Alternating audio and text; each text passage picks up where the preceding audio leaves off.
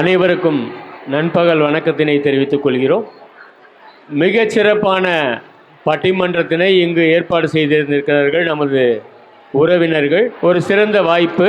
இங்கு அரங்கில் இன்றைய நிகழ்வு சிறப்பு பட்டிமன்றம், திரை இசை பாடல்கள் பொழுதுபோக்கிற்காகவா அல்லது பயன்பாட்டிற்காகவா என்ற தலைப்பில் இரு அணியினர், திருமிகு இளங்கோவன் தலைமையில் ஒரு அணியும் திருமதி ஜெயலட்சுமி தலைமையிலான ஒரு அணியினரும் உங்கள் முன் உரை நிகழ்த்த உள்ளார்கள். கணேசன் ஐயாவை கௌரவிக்கிறதுக்காக டாக்டர் எஸ் அழகப்பன் அவர்களை மேடைக்கு வரும்படி கேட்டுக்கொள்கிறோம். எல்லாரும் ஒரு கரவாசம் கொடுத்துருங்க.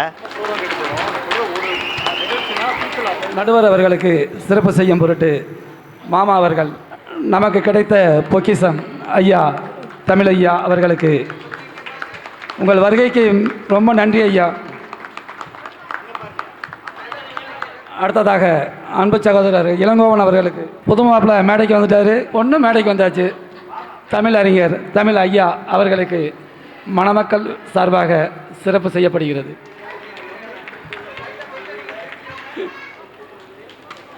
சுந்தரி நீயும் சுந்தரன் ஞானும் சேர்ந்திருந்தால் திருவோணம் திருவோணம். மச்சான், இந்த பாட்டெல்லாம் நாங்கள் பாடணும்.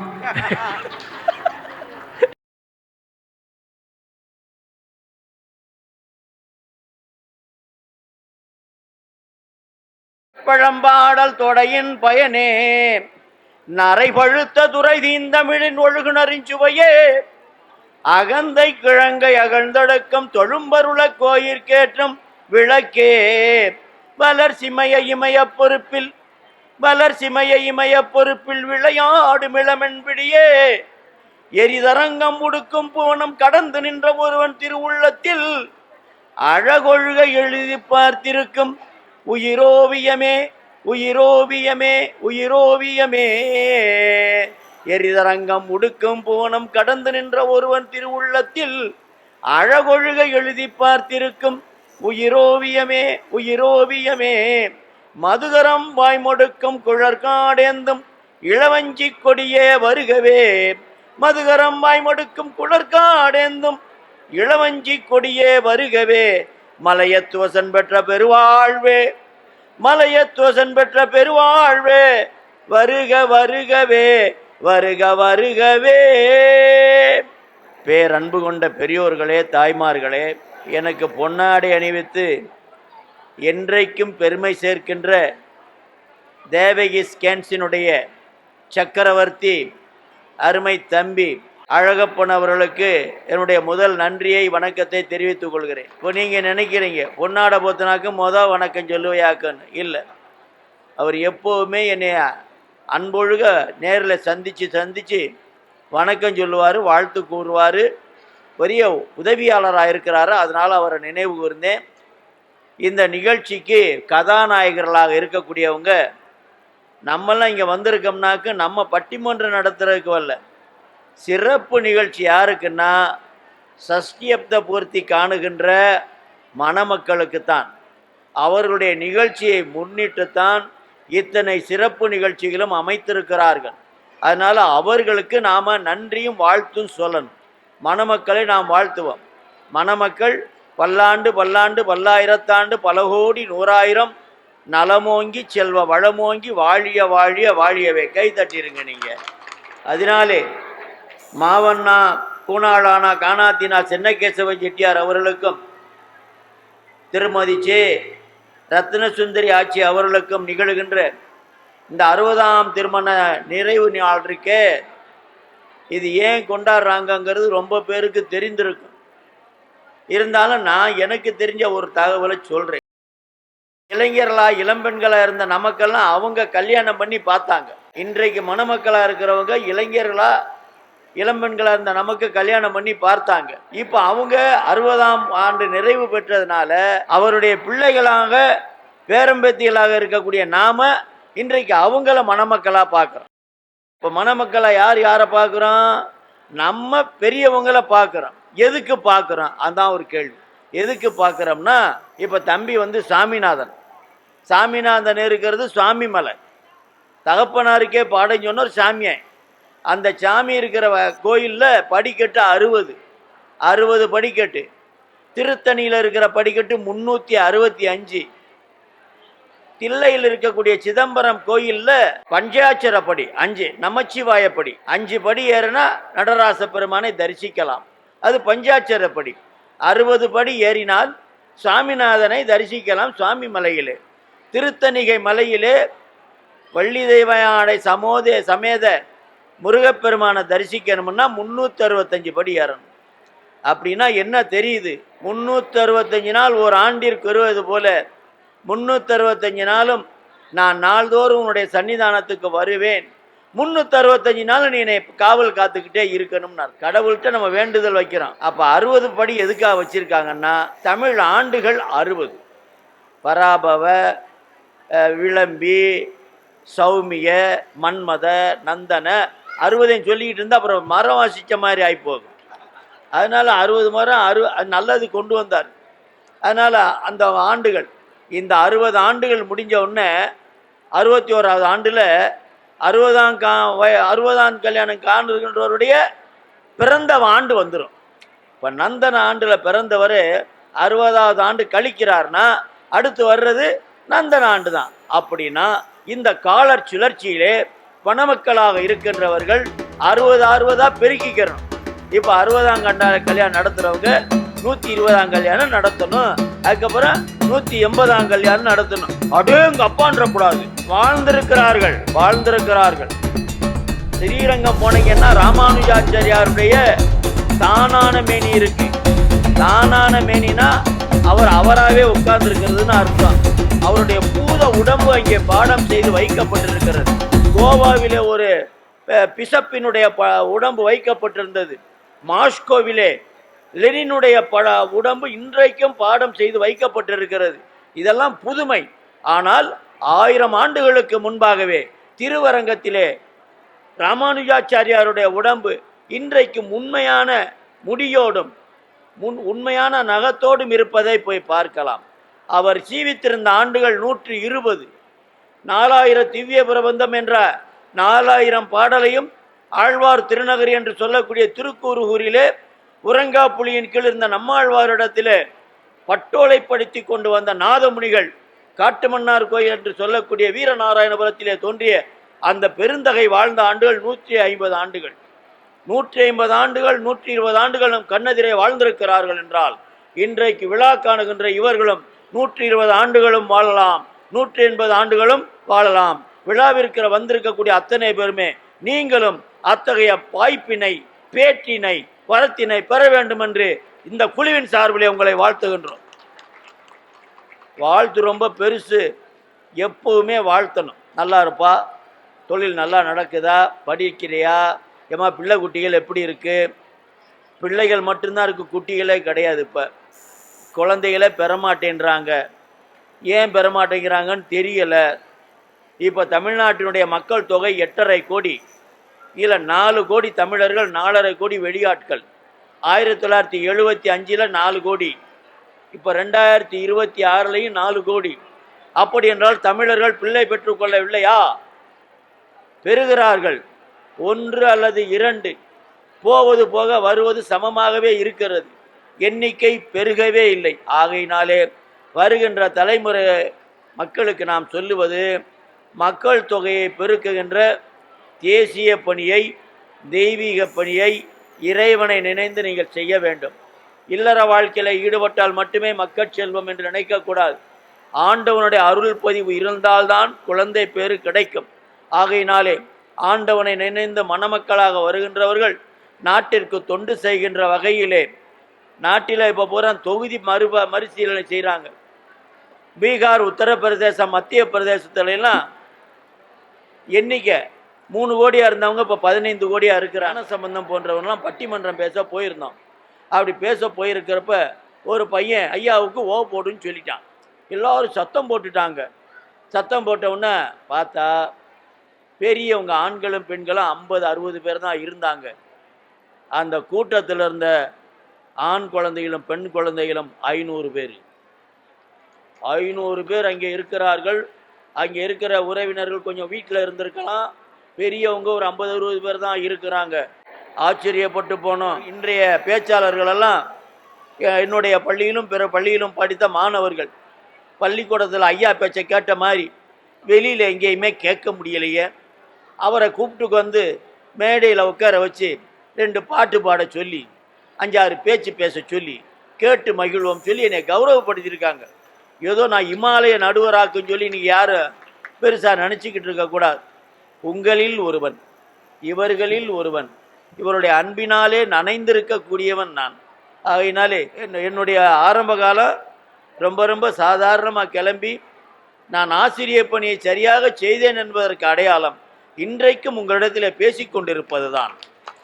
நான் ஆசிரியர் பணியிலே வஞ்சகம் செய்திருந்தால், நேரத்தை வீண் பொழுது போக்கியிருந்தால் உங்கள் மத்தியிலே நான் இன்றைக்கு பேசிக்கொண்டிருக்க மாட்டேன். இன்றைக்கு நல்ல உடை அணிந்திருக்கிறேன், உணவு சாப்பிடுகிறேன், படுத்துறங்குகிறேன், நோய் நொடி இல்லாமல் இருக்கிறேன் என்று சொன்னால் எனக்கு கடவுள் அந்த கடமையில் கொடுத்த உணர்வு தான். அதனாலே எந்த கடமையை நீங்கள் ஏற்றுக்கொள்கிறீர்களோ, எந்த கடமை கடவுளால் உங்களுக்கு தரப்படுகிறதோ அந்த கடமையை முழு மனதோடு நிறைவாக செய்தால் உங்களுக்கு ஆயுள் 100. அதுவரையிலும் உங்களுக்கு எல்லாமே கிடைக்கும், உங்களுடைய சந்ததிகளுக்கு கிடைக்கும். 21 தலைமுறை என்று சொல்வார்கள். ராஜா பட்டர் வேள்வி நடத்தியிருக்கிறார். ஸ்கந்தகுரு வேத பாடசாலையிலிருந்து மாணவர்கள் வந்திருக்கிறார்கள், எல்லாம் நடத்தியிருக்கிறார்கள், வேதங்கள் சொல்லி இருக்கிறார்கள். 21 தலைமுறை என்று சொன்னால் என்னுடைய தலைமுறையில் 1, என் தாயாருடைய தலைமுறையிலே 10, என் தந்தையார் தலைமுறையிலே 10, 10 10 20, என்னுடைய தலைமுறை 1, 21 தலைமுறை. 21 தலைமுறைகளிலே யாரெல்லாம் நன்மைகள் செய்கிறார்களோ அவர்கள் மூலமாக 21 தலைமுறை. அப்படி என்றால் இந்த உலகம் வாழும் வரையிலும் இருக்கும் வரையிலும் நம்முடைய சந்ததிகள் பெருகிக்கொண்டே இருப்பார்கள் என்ப அர்த்தம். அதனாலே இந்த அம்மா தம்பி நம்ம முத்தையா வந்து வருத்தப்பட்டார். ஐயா, நீங்கள் லேபர் ஸ்கூலில் பாடம் நடத்துகிறம நான் பக்கத்து வகுப்பில் தான் கேட்க முடிஞ்சிச்சு, நேரில் கேட்க முடியலேன்னு வருத்தப்பட்டார். இப்போ பாடம் கேட்டுக்கிட்டு இருக்கிறார். முத்தையா கவியரசர் கண்ணதாசனுடைய பேர். அவர் 8வது பிள்ளையா பிறந்ததுனால அவங்க வச்ச பேர் முத்தையா. அவரே பாட்டில் எழுதியிருப்பார், கை இருக்குது காலி இருக்குது முத்தையா அப்படின்னு அவர் பாட்டே பாடியிருப்பார், அவருக்காகவே பாடியிருப்பார். அதனால் 11:30 மணிக்கு மேடைக்கு வந்தேன்.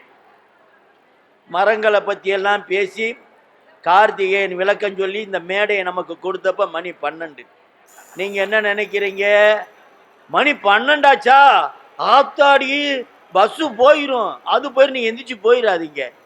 உங்கள் பணிவான வேண்டுகோள். ஐயா, இவங்க சொல்கிறாங்க ஏற்கனவே பஸ்ஸு போயிருச்சு, அடுத்த பஸ்ஸு 3 மணிக்கு தான், நீங்கள் எவ்வளோ நேரம் வேணாலும் பேசுங்கன்றாங்க. ஒரு முறை மாரியம்மன் தெப்ப குளத்துக்கு பக்கத்தில் ஒரு திருமண வீட்டில் என்னை பேச சொல்லி கூட்டிகிட்டு போனாங்க. ஐயா, உங்களுக்கு பொன்னாடை போத்துவோம், இவ்வளோ பணம் தருவோம், அறுசுவை உணவு உண்டு, நீங்கள் பாட்டில் வந்து பேசிட்டு போனால் போதும்னு. ஆனால் திருமணம் முடிஞ்ச உடனே மேடையில் இந்த மைக்கை பிடிச்சு, இரு வீட்டாருக்கும் அன்பு வணக்கம், மணமக்களுக்கு வாழ்த்துக்கள் அப்படின்னு சொன்னேன். பின்னாடி உட்காந்துருந்த 10 பேர் குபீர்னு எந்திரிச்சாங்க. எந்திரிச்சு அங்கிட்டு இங்கிட்டு பார்த்துட்டு நடக்க ஆரம்பித்தாங்க. நான் சும்மா இருக்க மாட்டாமல், நீங்கள் கேட்டுக்கிட்டு இருந்தாலும் கேட்காம போனாலும் நான் பேசிக்கிட்டே தான் இருப்பேன்னு சொன்னேன்.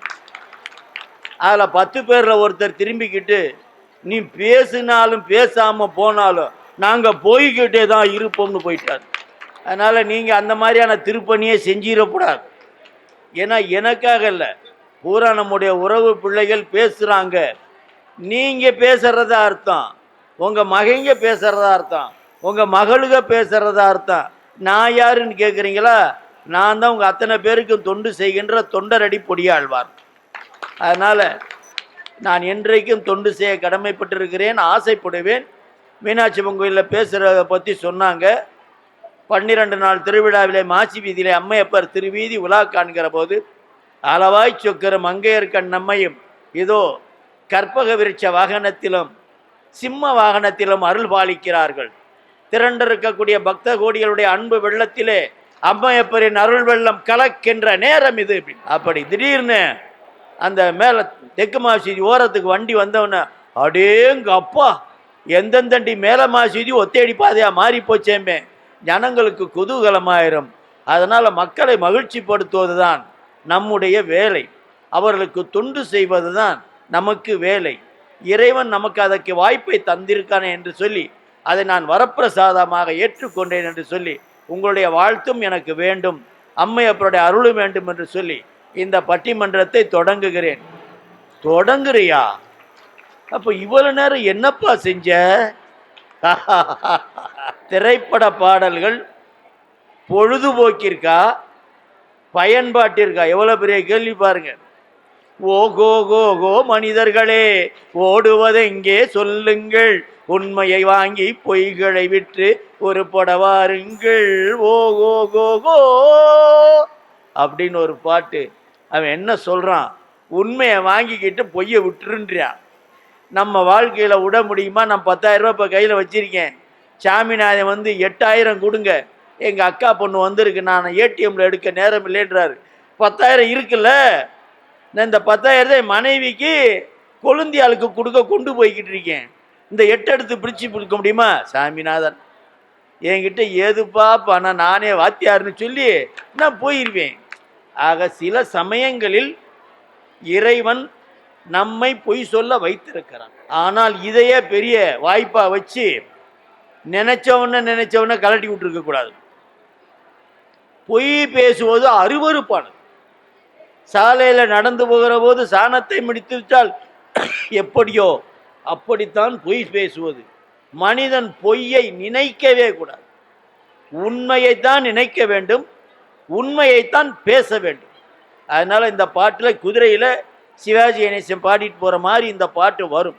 அதனால் இன்னொரு பாட்டு, சத்தியமாயிரு சத்தியமாயிரு, எத்தனையோ மேடு வல்லம் பழியிலே உன்னை இடற வைத்து தள்ள பார்க்கும் குழியிலே, அத்தனையும் தாண்டி காலை முன் வையடா, தயங்காமல் கடமையிலே கண் வையடா, சத்தியமே லட்சியமாய் கொள்ளடா செல்லடா இப்படின்னு பாடிக்கிட்டே இருந்தேன்.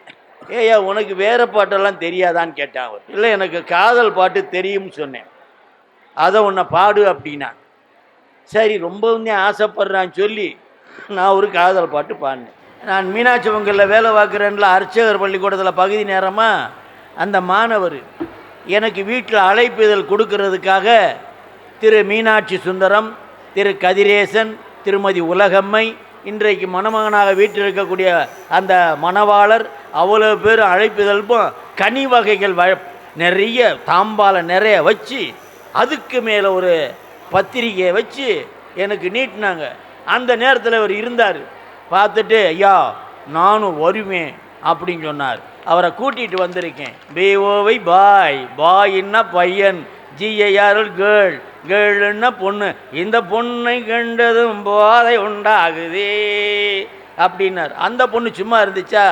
எம்ஏடி மேட், மேடுன்னா கிறுக்கு, ஹெச்இடி ஹெட், ஹெட் என்ன தலை, தலைக்கு இருக்கு பிடிச்சு நீ ஏனோ திண்டாடுறே, மழை நீ அடி குடை நான் அடி, ராஜடி நமக்கு வேணாண்டி, என்ன பெத்தவன் பிராடு நம்பரும் நம்ம பார்த்துட்டான் அரோகரா. பிஓவை பாய், பாயின்னா பையன், ஜிஐஆர்எல் கேர்ள், கேர்ள்னா பொண்ணு, இந்த பொண்ணை கண்டதும் போதை உண்டாகுதே அப்படின்னு காதல் பாட்டெல்லாம் பாடுறாரு. அப்படிப்பட்டவன் தாண்டா நமக்கு வேணும்னு இங்கே கூட்டிகிட்டு வந்துட்டேன். ஏன்னா இங்கே காதல் சக்கரவர்த்திகள் நிறைய பேர் இருக்காங்கன்னு கேள்விப்பட்டேன். காதலில் யார் சக்கரவர்த்தியாக இருக்காங்களோ அவர்கள் அத்தனை பேரும் கடவுள் பக்தர்களாக இருப்பார்கள். அதனால தான் சாமியை பாடுற போது காதலாகி கசிந்து கண்ணீர் மல்கி ஓதுவார்தமை நன்னறி குய்ப்பது வேதனான்கின்னு மெய்ப்பொருளாவது நாதன் நாமம் நமச்சிவாயவே என்று சொல்லப்படுகிறது. அதனால் காதல் என்பது இரண்டர கலத்தல், அன்பு கலத்தல், மேனி கலத்தல், உணர்வு கலத்தல், உயிர் கலத்தல் எல்லாமே தான். அதெல்லாம் நீங்கள் புரிஞ்சுக்கிறீங்க. ஆகையினாலே இப்படி காதல் பாடல், பொழுதுபோக்கு பாட்டுலாம் இருக்குது. பொழுதுபோக்கு பாட்டு நிறைய இருக்குது. அதெல்லாம் நம்ம மகிழ்ச்சிக்காக தான். சினிமாவில் நான் எந்த அன்னைக்கு ஜாதகமாக பேச மாட்டேன், இல்லாட்டி நடுவர் அவர்கள் சொன்னார்கள்னு என்னையே பிடிச்சி விடுவாங்க. அதனால் அதுக்கு நான் பேச மாட்டேன். ஜாலி பாட்டு, மகிழ்ச்சி பாட்டு நிறைய இருக்குது. இவங்க பாடுறதை பொறுத்து, பேசுகிறத பொறுத்து நம்முடைய தீர்ப்புரை அமையும். தீர்ப்பு சொல்லுது என் கடமை, பேசி மகிழ்விப்பது அவருடைய கடமை. 10-20 பேரை எந்திரிச்சு போகிறது எங்கள் கடமைன்னு சொல்லிடாதீங்க. இருந்து கைதட்டி மகிழ்ந்து சிரிப்பது உங்களுடைய வேலை. அறுசுவை விருந்து காத்திருக்கிறது, அது எப்போ வேணாலும் சாப்பிடலாம். தம்பி சாமிநாதன் அவர்கள் சொல்லியது போலே செவிக்குணவு இருக்குது, அடுத்து வயிற்றுக்குணவு இருக்குது. ஒரு பாட்டுக்கு நான் விளக்க நிறைவாக சொல்லுவேன். அந்த பாட்டு என்ன பாட்டுன்னு இப்போ சொல்லிடுறேன். நான் ஒருவேளை மறந்து போனால் அந்த பாட்டை நீங்கள் நினைவூட்டணும். ஆண்டவன் படைச்சான், என்கிட்ட கொடுத்தான், அனுபவி ராஜான்னு அனுப்பி வச்சான். என்ன அனுபவி ராஜான்னு அனுப்பி வச்சான். இந்த பாட்டுக்குரிய விளக்கம் நிறைவு பகுதியிலே சொல்லப்படும். அதனால் நீங்கள் அத்தனை பேரும் உலகம் பிறந்தது எனக்காக, ஓடும் நதிகளும் எனக்காக, மலர்கள் மலர்வது எனக்காக, அன்னை மடியை விரித்தால் எனக்காக என்று மகிழ்ச்சியாக இருக்க வேண்டும் என்று கேட்டுக்கொண்டு இன்றைய பட்டிமன்றத்தை நாம் தொடக்குவோம். 2 தலைப்பில் பேசுகிறாங்க. திரைப்பட பாடல்கள், திரைப்படங்களே பொழுதுபோக்கிற்குத்தான் என்று யாரேனும் வாதிட்டால், அப்படின்னா பாசமலர், பாகப்பிரிவினை, அவன் இவன் படம் பார்த்துருக்கீங்களா? அவன் இவன் இந்த படங்கள்லாம் பொழுதுபோக்கா என்ற கேள்வி ஏறும். பாசத்திற்குரியன, பந்தத்திற்குரியன, நேசத்திற்குரியன, நாட்டு விடுதலை பாடல்களை தருவனன்னு நிறைய இருக்குது. ஆனால் இவங்க 2 தலைப்பாக பிரிச்சுக்கிட்டாங்க. ஐயா, சினிமாவே பொழுதுபோக்குக்கு தான் போகிறோம், அதிலேருந்து வர்ற பாட்டு மட்டும் என்ன வேற வாயாமா போகுது, அதனால் பாட்டும் பொழுதுபோக்கு தான் அப்படின்னு ஒரு அணியினர் பேசுகிறாங்க. இந்த அணியினர் பொழுதுபோக்காக பேசுகிறாங்க. இவங்க பார்த்திங்கன்னா ஐயா அப்படியெல்லாம் கிடையாது, கண்டு பூசி கடுத்தருவது போல். சிறு குழந்தைகளுக்கு மாத்திரை தர்றப்ப சாதாரணமாக கொடுத்தா லொவக்குன்னு கீழே துப்பிடுங்க. அதனால் வாழைப்பழத்தின் நடுவில் ஒரு ஓட்டையை போட்டு, ஓட்டைக்குள்ளே ஒரு கேப்சூல்ஸை வச்சு அதை மூடி தின்னு பாப்பான்னு ஊட்டுவாங்க. அது அம்மாவுக்கு மேலே. அது என்ன செய்யணும், வாழைப்பழத்தை தின்னுட்டு மாத்திரையை துப்பி போடும். அது மாதிரி கண்டு பூசி கடுத்தறுதல்னா பனங்கள் கண்டுக்கு உள்ளுக்குள்ளே மருந்து வைக்கிறது. அந்த மாதிரி திரைப்படங்களில் பொழுதுபோக்கு போல தெரிந்தாலும் அதிலேயும் ஒரு கருத்து இருக்குன்னு சொல்லி இவங்க பேச போகிறாங்க போல இருக்குது. அதனால் அவங்களும் என்ன சொல்கிறாங்கன்னு கேட்கணும். இவர்களுக்கெல்லாம் வாய்ப்பு தந்து என்னை அன்பொழுக வரவேற்று எப்போதும் அன்பு பாராட்டுகின்ற அருமை அண்ணன் முத்து கணேசன் அவர்களுக்கு வணக்கம், நம்முடைய நன்றியை தெரிவித்துக் கொள்கிறேன்.